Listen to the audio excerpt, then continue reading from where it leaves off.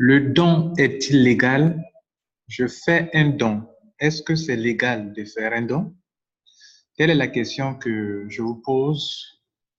Vous savez, je suis Lambert Kouassi. Je suis passionné de toutes les solutions crédibles, rentables, légales, justes, qui sont capables d'aider les gens à prendre leur vie financière en main, d'être libres, totalement libres. Et donc, je suis passionné de ce genre de solutions. Donc, depuis de longues années, je fais des vidéos pour pouvoir aider la majorité. En tout cas, la plupart des gens qui le veulent bien. Je suis ici pour répondre à une préoccupation très importante. Je parle de crowdfunding, qui est un système de financement participatif.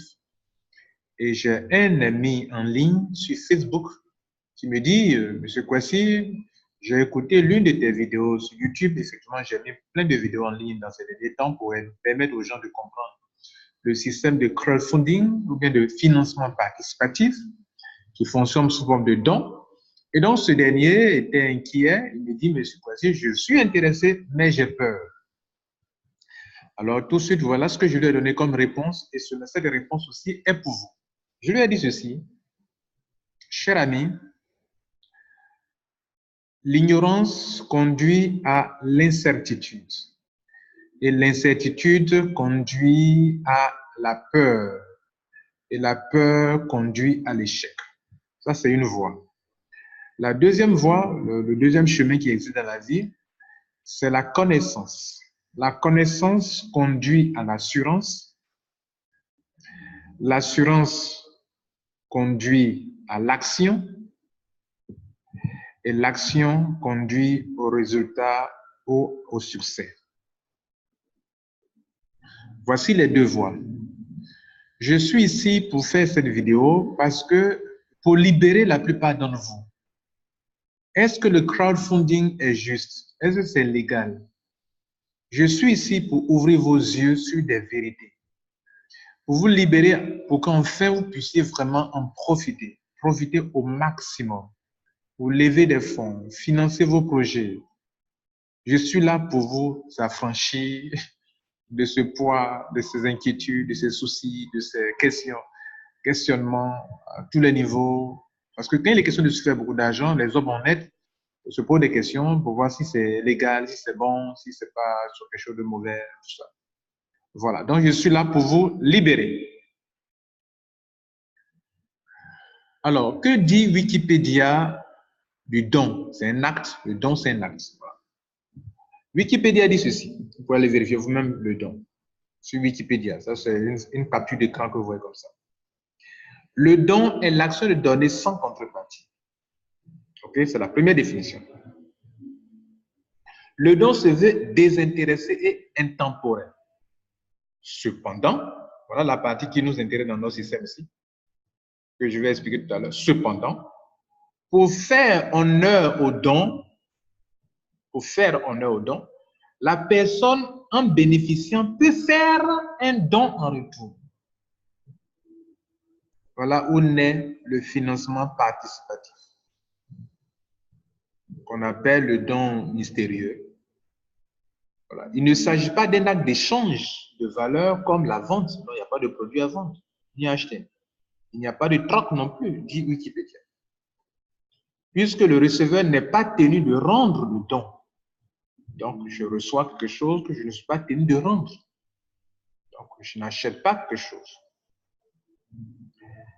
Et quand je donne, j'ai donné. Et la valeur des dons ne rentre pas directement en compte. Voilà ce que dit Wikipédia, mesdames et messieurs. Récemment, la France a connu un mauvais destin, je dirais, un malheur où notre Dame de Paris a pris feu et ça a brûlé. France Inter, cette image c'est de France Inter, rapporte que 750 millions de dons ont été collectés. Et les principaux donateurs sont LVMH, la famille Arnold, qui a donné 200 millions. 200 millions lauréats de la famille Bentecourt, 100 millions venant de la famille Pinot, 100 millions de France Total, 100 millions venant d'autres donateurs qu'on n'a pas cité leur nom ici. Et la mairie de Paris a donné 50 millions de dollars. 50 millions d'euros, pardon. Donc, c'est 500 millions d'euros collectés. Ce sont des dons, des donateurs. Ils donnent. Donc, les dons font partie de la société. Dans nos églises, on fait des dons. Et même, on dit qu'on donne à l'église. Dans donner, il y a don. Le mot donner, la racine, c'est don. OK? Et donc, votre don peut servir à une cause. Je fais un don pour soutenir une cause. Je peux faire un don pour sauver une vie. Je peux faire un don pour ensevelir un mort. On le fait au village, on le fait partout. On est au bureau, un collègue paie un parent, on lui fait des dons. On est dans une association, on se fait des dons. Je dis que demain aussi, nous aussi, on peut mourir. On est au village, quelqu'un meurt, on cotise, on fait des dons. En se disant quoi? Que demain, nous aussi, on cotisera aussi pour nous. On se fait à l'église, on fait des dons quand un frère meurt, une sœur meurt, on fait des dons parce qu'on se dit que demain aussi, nous sommes dans une communauté, demain aussi, on peut être soutenu aussi. On fait des dons pour des enfants pauvres. Plein de ONG sont nés pour ça. Dieu seul sait si les millions qui sont collectés par le monde que les gens font, ces millions vont directement pour aider ces enfants pauvres. On a pris leur nom pour monter des ONG. Et la question est de savoir si cet argent va là-bas. Mais ce que vous devez savoir, c'est que des dons sont faits à travers le monde entier pour aider à nourrir des enfants pauvres, pour soutenir Haïti, etc., etc. Donc les dons, c'est quelque chose qu'on découvre partout, qu'on rencontre partout. Je fais un don pour une association. Dans notre famille, on a une association. Je fais des dons à mon association. Je fais un don pour nous entraider entre êtres humains. Voilà, je peux faire un don pour aider quelqu'un qui est au bord de la route, qui a un problème d'argent, qui a un problème pour traverser la vie. Je suis en train d'entraider, on s'entraide en faisant des dons. Donc, les dons, on en fait partout et partout. Ça fait partie de notre quotidien. Je fais des dons parce que je suis généreux, je fais du bénévolat, je fais un service, je bataille à des buts caritatifs, buts humanitaires. Je fais des dons pour aider, pour être solidaire, pour secourir les gens, pour protéger, pour aider, manifester ma solidarité, mon soutien, etc., etc. Je fais des dons parce que c'est social et c'est humain. Alors, maintenant, je vais vous montrer des points, vous qui vous condamnez quand on vous parle d'une opportunité d'affaires basée sur un don et dont vous n'avez pas l'esprit libéré. Je vais vous montrer un peu de certaines choses qui doivent vous faire réfléchir. Je vais ouvrir vos yeux sur des réalités de la vie que personne ne juge, que personne ne condamne, que personne ne critique. Et alors qu'il y a plein de points sur lesquels on pourrait faire sortir des éléments qui ne sont pas tout à fait clairs, qui sont lugubres et qui devraient nous interpeller. Mais non, personne n'en parle. Je vais vous pousser à poser des questions. Je ne suis pas moi ici non plus pour juger, mais pour que vous posiez des questions. Et je me suis déjà aussi posé ce genre de questions. Alors, moi, depuis 2008, nous sommes maintenant en 2019, depuis 2008, je paye une assurance. Vous voyez, depuis 2008, Dieu merci, grâce à mes affaires en ligne et mes affaires de marketing de réseau, depuis 2008, je conduis ma propre voiture. Et je suis à ma troisième voiture depuis 2008. Je conduis une Mercedes C180 durant 3 à 4 ans. Je conduis une Range Rover Evoque. Je conduis une Mazda. Tout ça durant de 2008. OK?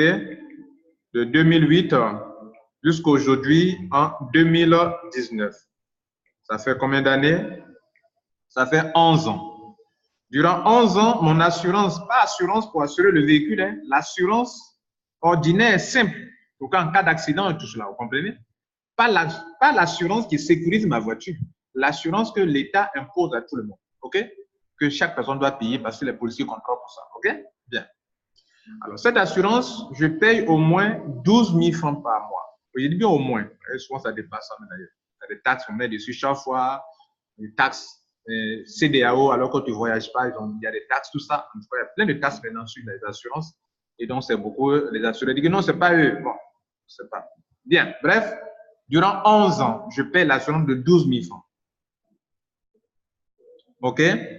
Alors, donc 12 000 francs, au moins multiplié enfin, pardon, pas comme ça, en fait, durant 11 ans, dans une année à 12 mois, donc multiplié par 12, ça me fait 132 mois. En 11 mois, en 11 ans, c'est 132 mois. Que je vais multiplier par 12 000, ça me fait 1 584 000 francs. Je n'ai pas fait d'accident.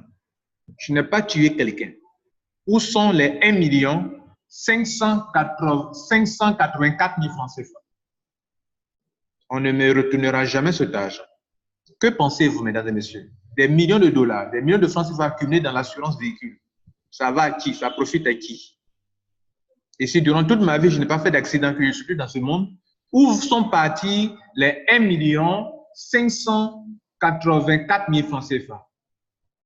Juste une question. On passe. Il y a ce qu'on appelle la loterie. D'autres parlent de loterie, souvent c'est national, souvent c'est privé, tout cela. D'accord. Dans la loterie, vous partez, vous misez, payez un montant, soit 1 000 francs, 300, 500. Dans le monde entier, pour la population de chaque pays africain, soit autour de 10 millions, 5 millions, 20 millions et tout cela. Prenons juste un pays qui a au moins 20 millions d'habitants. Et que dans les 20 millions d'habitants, il y a au moins 10 millions de personnes qui participent à une loterie. Imaginez-vous, dans le mois, dans la semaine, si même chaque personne paye juste 500 francs pour jouer à une loterie qu'il paie, combien qu'il gagne? Combien qu'il gagne d'ailleurs? 500 francs multipliés. 500 francs multipliés par 10 millions.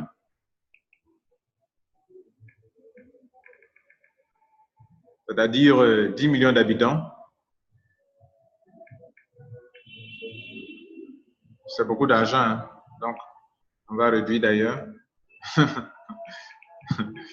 Ça me donne des nombres bizarres. Prenons juste 500 francs multipliés par juste 5 millions d'habitants seulement qui ont joué en une journée. Ça fait 250 millions dans une journée. OK, 5 millions de personnes seulement. Pardon, 5, c'est même pas tout même. Je me suis trompé, excusez-moi. On va prendre 5 millions. Voilà. 5 millions, ça fait 2 milliards 500 millions. Alors ici, dans un pays, 5 millions de personnes seulement, dans une journée, ou vous voulez dans une semaine, ont joué à la loterie et que chaque personne a dépensé juste 500 francs et que personne n'a gagné, il y a 2 milliards 500 millions qui sont là-bas. Je vous pose la question. C'est 2 milliards 500 millions de francs CFA. En dollars, peut-être ça fera quelque chose de 4 millions 347 millions 4 millions 347 826 000 dollars. Ça est ouf. Ça est dans la main de qui? Qui en jouit? Qui en jouit des profits? Si c'est mis dans une banque, les intérêts, qui en jouit? Personne n'en parle. Personne n'en sait quoi que ce soit. Et ça ne vous dit rien. C'est légal. Vous passez votre chemin. N'est-ce pas? Bien. Une autre question. Dans le pari sportif, comme dans la loterie, ce sont des choses de hasard. Il n'y a pas d'assurance. Donc, vous êtes sûr que vous pouvez gagner, vous pouvez perdre. Si vous perdez, vous n'avez pas à vous plaindre, n'est-ce pas? D'accord.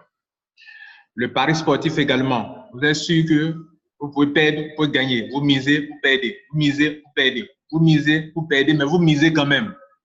Alors, parmi tous ceux qui perdent durant toute une journée, avant qu'on ne prenne petit parti pour récompenser certaines personnes, donc on sait d'avance que des millions de personnes vont perdre. Ce jeu est légal, n'est-ce pas? D'accord. Des millions de dollars sont accumulés dans le pari sportif. Ça profite à qui? Ça profite à qui? Qu'en pensez-vous? Je suis là pour susciter des questions, des interrogations. OK. On vous dit par exemple, pari sportif, gagner au pari sportif avec seulement 20 €. Donc, le montant est petit, n'est-ce pas? Donc, plusieurs personnes dans votre pays misent. Mais à la fin d'une journée, des matchs, récemment le match entre Barcelone et Liverpool, où déjà à l'aller, le Barcelone marquait déjà 3-0. Donc, Liverpool n'avait pas trop de chance et donc beaucoup de personnes ont misé peut-être en faveur de Barcelone. Jusqu'à ce que, à coup de chance, Liverpool renverse la situation en sa faveur. Plusieurs personnes ont payé de l'argent dans le pari sportif, mais ont perdu. Question? Les millions de dollars accumulés dans ce pari sportif de cette seule journée qui est passée là, dans ce mois de mai, qui en profite? Vous trouvez ça légal, n'est-ce pas? On passe notre chemin. Alors, je vous fais voir tout ça. Je vous ai parlé des dons. Que de façon naturelle, l'homme fait des dons. Dans toutes les situations, on fait des dons. Et je vous ai ouvert les yeux aussi sur certaines situations de la société où nous acceptons au niveau de l'assurance, au niveau du pari sportif, au niveau de comment on appelle, la loterie, etc., qu'on accepte, n'est-ce pas? Alors, souvent dans notre manière de juger, nous nous condamnons inutilement sur des choses sans beaucoup de réflexion. Je suis là pour ouvrir vos yeux. Cette personne qui tient cette balance a les yeux fermés, c'est comme ça devrait être la justice. La justice ne doit pas être jugée selon l'apparence, mais selon la vérité, selon l'équité, selon la justice, selon ce qui est juste et logique, ce qui est vrai. Vous comprenez? Alors, c'est déjà demain et il y a tellement de nouveautés, c'est-à-dire, nous voulons dire par là que le monde change, il y a des nouveautés inspirantes, de beaucoup de changements dans ce monde et vous devrez en profiter. Alors, l'Internet, les crypto-monnaies changent tout et vous donnent un plein pouvoir pour votre vie sociale et financière. Cependant, beaucoup d'entre vous qui m'écoutez, vous n'êtes pas prêts à saisir le pouvoir de l'Internet, le pouvoir des crypto-monnaies pour changer votre vie sociale et financière.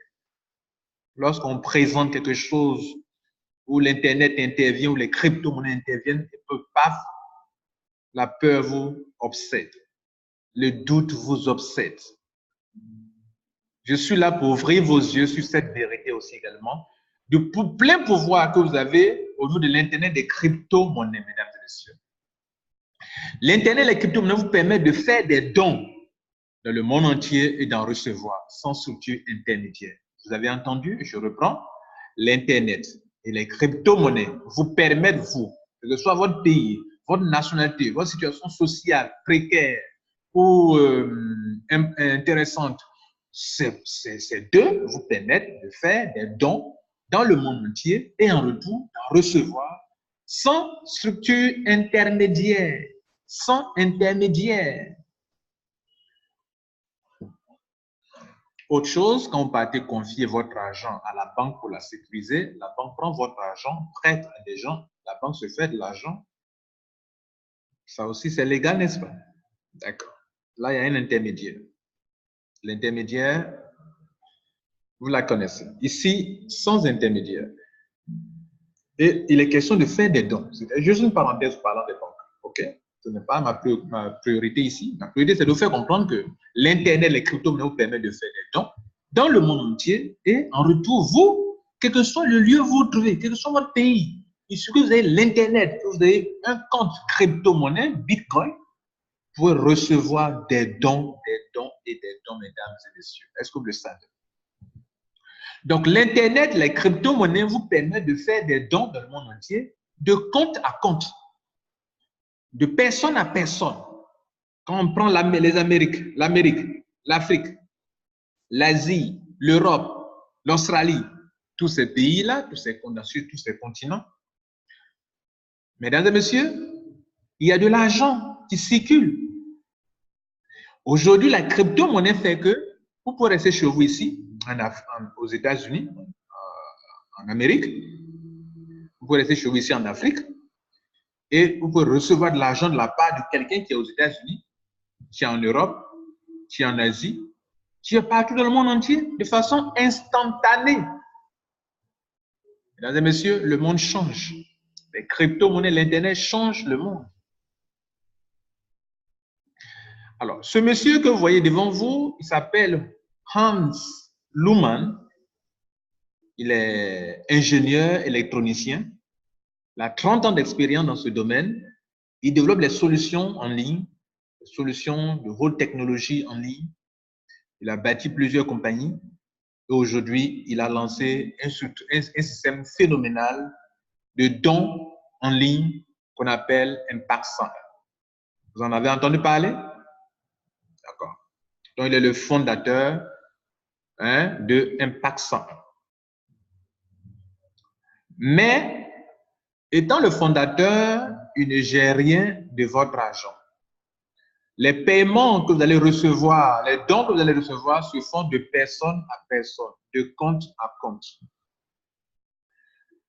Vous avez mis le système en place, une plateforme existe, vous allez faire des dons et vous allez recevoir des dons.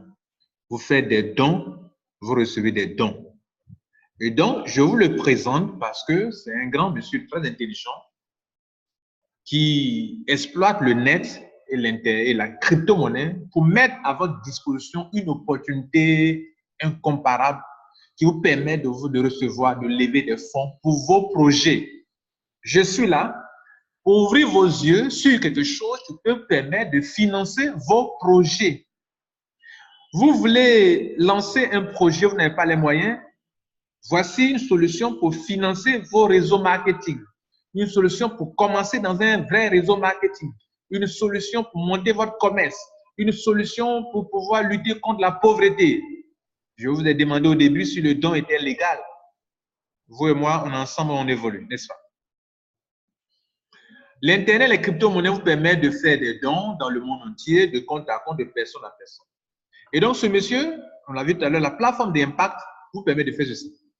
Vous faites un don de $40 à 2 personnes, c'est-à-dire $20, $20. Et donc, vous allez recevoir 6 dons venant de 6 dons de $20 qui font $120. Donc, vous recevez $120. Vous faites un don de $80 à raison de $40 fois 2 à 2 personnes. Donc, comme vous le voyez ici, vous faites un don, vous recevez. Donc, et 6 personnes vont vous payer $40 chacune, donc ça fait $240. Vous faites un don de $150, vous recevez $450. Vous faites un don de $300, vous recevez $900. Vous faites un don de $600, vous recevez $1 800. Vous faites un don de $1 200, vous recevez $3 600. Vous faites un don de $2 400, vous recevez $7 200. Vous faites un don de $4 800, vous recevez $14 400. Tous ces montants que vous voyez là, c'est le triple de ce que vous avez misé, donné au fond.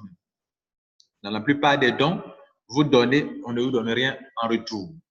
Et Wikipédia nous a fait comprendre qu'il existe 2 types. Il y a des dons qu'on peut faire où on ne reçoit rien. Il y a des dons qu'on peut faire où en retour on peut recevoir quelque chose. Et c'est sur ce système que nous sommes actuellement, cette manière dont a expliqué Wikipédia au début.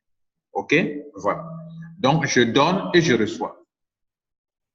Rappelez-vous, Wikipédia a dit ici, cependant, pour faire honneur aux dons, la personne en bénéficiant peut faire un don en retour. Donc, je fais des dons, ou bien je reçois des dons, et je fais des dons. Je fais des dons, et je reçois des dons. OK? Bien.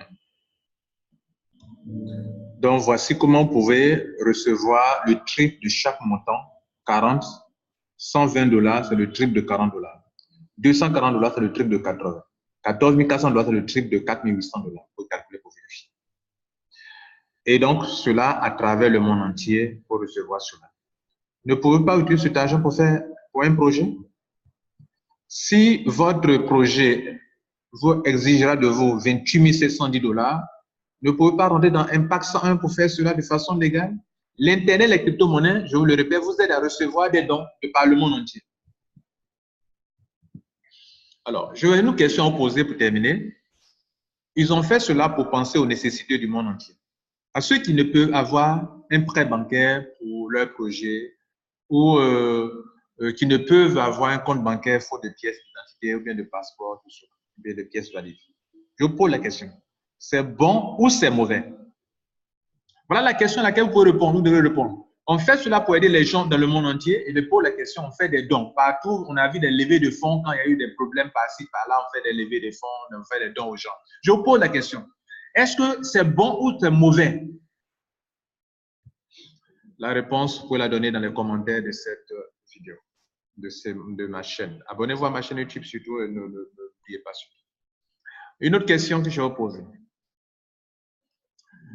Que faisaient les chrétiens au temps apostolique pour lutter contre le manque et l'indigence? Dans Acte 2, dans la Bible, dans Acte 2, Acte chapitre 2, du verset 44 au verset 45, nous lisons ceci. Tous ceux qui croyaient étaient dans le même lieu et ils avaient tout en commun. Ils vendaient leurs propriétés et leurs biens et ils en partageaient le produit en tous selon les besoins de chacun. Alors, ce qu'ils faisaient, c'était bon, bien c'était mauvais. Alors, si aujourd'hui, donc, des gens s'organisent dans le monde entier pour se soutenir financièrement, pour faire dons et recevoir des dons, quand le monsieur, le chrétien là, ce chrétien allait autant posséder, vendre sa propriété pour partager le bien, c'est parce qu'il veut partager ça aux autres et aussi en recevoir s'il est aussi dans une situation quelconque aussi, pour ne pas qu'il y ait des indigents parmi eux, n'est-ce pas? D'accord. Donc, est-ce qu'aujourd'hui, les chrétiens le continuent? Non, parce que c'est difficile à gérer ça de façon mondiale. C'est difficile à gérer. Comment on peut se faire ça de façon mondiale? Mais je peux vous dire que c'est possible aujourd'hui avec les crypto-monnaies, les chrétiens, vous qui ne le faites pas, c'est possible avec les crypto-monnaies normalement. Alors, la question que je pose à présent est la suivante. Avons-nous le droit d'utiliser à notre époque l'Internet, les crypto-monnaies pour nous faire des dons? Ça, c'est une question importante. Je vous ai posé une première question et je vous pose des questions depuis lors jusqu'à aujourd'hui. Alors, est-ce que nous avons le droit d'utiliser à notre époque, à notre temps, dans notre génération, l'Internet, les crypto-monnaies, qui sont les solutions digitales que vous voyez là, tout devient digital dans le monde entier. Tout devient digital, tout devient numérique. La question est de savoir, avons-nous le droit de faire des dons via des crypto-monnaies, via Internet? Est-ce légal? La réponse vous reviendra aussi également. Alors, vous voyez que nous devrons faire attention à notre manière de juger les choses. Critiquer, enfin, condamner. Mais nous condamnons parce que nous sommes ignorants. Nous nous culpabilisons parce que nous sommes ignorants. Cher ami qui m'a posé la question, qui s'inquiétait qu'il est intéressé par Impact 101, mais veut savoir ce que c'est. Je vous fais comprendre ici, mon cher ami, que vous n'avez pas à vous condamner, à vous torturer l'esprit, faire des dons, recevoir des dons. À partir du moment où il n'y a pas de structure intermédiaire, c'est légal. À partir du moment où personne ne reçoit votre argent, où le compte, l'argent va de compte à compte, où il n'y a pas une structure intermédiaire qui reçoit l'argent avant de redistribuer aux gens, c'est légal là. Donc, le financement participatif appelé crowdfunding se fait de compte à compte. Et donc, nous allons vérifier ce que Wikipédia en dit et si c'est légiféré ou pas. Alors, Wikipédia dit ceci. On est directement en ligne sur Wikipédia. Ce n'est pas une capture d'écran. Ça, c'est une page normale qui est là. OK? Sur Wikipédia. OK? Le financement participatif. OK? Qu'on appelle crowdfunding en anglais. Donc, le financement participatif ou crowdfunding ou socio-financement social, socio-financement au Canada, est une expression décrivant tous les outils et méthodes de transactions financières qui font appel à un grand nombre de personnes afin de financer un projet ou des projets.